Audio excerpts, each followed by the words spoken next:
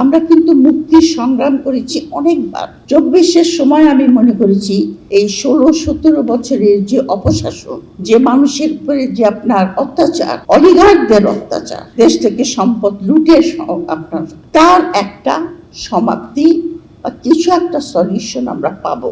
এই বিএনপি ক্ষমতায় এসে তার একটাও আপনার ইমপ্লিমেন্ট করে নাই। আমরা দেখেছি যে আমরা একটা প্রতারণামূলক দলের সঙ্গে কাজ করছি। আমি কিন্তু অনেক পুরান যুগের লোক, আমি অনেক কিছু দেখেছি জীবনে, এবং প্রত্যেকবারই আমি মনে করেছি যে এবার আমাদের দেশে একটা সুন্দর সমাজ ব্যবস্থা, রাষ্ট্র ব্যবস্থা গড়ে উঠবে।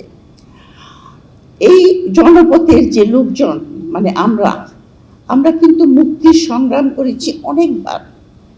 ব্রিটিশ যুগে করেছি, আলোচনার ভিতরে যাব না, যেগুলি আপনার ইতিহাসে সেভাবে লেখা হয়নি। আমরা এখানে চিরস্থায়ী বন্দোবস্তের যে জমিদার প্রথা, সেটার বিরুদ্ধে লড়েছি, দেখেছি স্বপ্নভঙ্গ হয়েছে। আমি 47-এর কথা বলছি, সেখানে আমাদের লড়াই ছিল। তারপরে 71-এ সেখানে ছিল আপনার পশ্চিম পাকিস্তানের আধিপত্যবাদের বিরুদ্ধে, এবং সেখানে আমরা লড়েছি সেই শোষণ এবং সেই আপনার বন্ধন থেকে মুক্তি পাওয়ার জন্য।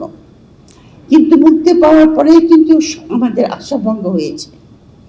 তারপরে এসেছে 91-এর যে গণঅভ্যুত্থান হয়েছিল, তারপরে যে 3 রাজনৈতিক দল এবং ছাত্র সমাজ সম্মিলিতভাবে যে সমস্ত আপনার রিফর্ম বা আপনার সংস্কারের প্রস্তাব দিয়েছিল, এই বিএনপি ক্ষমতায় এসে তার একটাও আপনার ইমপ্লিমেন্ট করে নাই।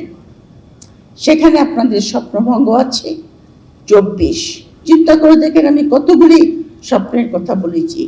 24-এর সময় আমি মনে করেছি এই 16-17 বছরের যে অপশাসন, যে মানুষের উপরে যে আপনার অত্যাচার, অলিগার্কদের অত্যাচার, দেশ থেকে সম্পদ লুটে আপনার, তার একটা সমাপ্তি বা কিছু একটা সলিউশন আমরা পাবো। যার জন্য 1400 সন্তান আমাদের জীবন দিয়েছে, তাদের প্রতি তাদের মাগফিরাতের আত্মার কামনা করি সবসময়। এবং যে সমস্ত আপনার পরিবার এখনো পঙ্গুত্বের বেদনা বহন করে চলেছে, তা আমাদের আউটকামটা কি হলো, রেজাল্টটা কি হলো? প্রথম কথা হলো, আমরা দেখেছি যে আমরা একটা প্রতারণামূলক দলের সঙ্গে কাজ করছি। সেই প্রতারণামূলক দলটি প্রথম থেকে আপনার মেটিকুলাসলি প্ল্যান করে, যাতে এই অভ্যুত্থানের যে স্বপ্ন আমরা দেখেছি নতুন রাজনৈতিক বন্দোবস্তে এবং নতুন একটা রাজনীতি, নতুন সমাজ গড়ার, সেটাকে আপনার ভেস্তে দেওয়ার জন্য মেটিকুলাস প্ল্যান করা হয়েছিল।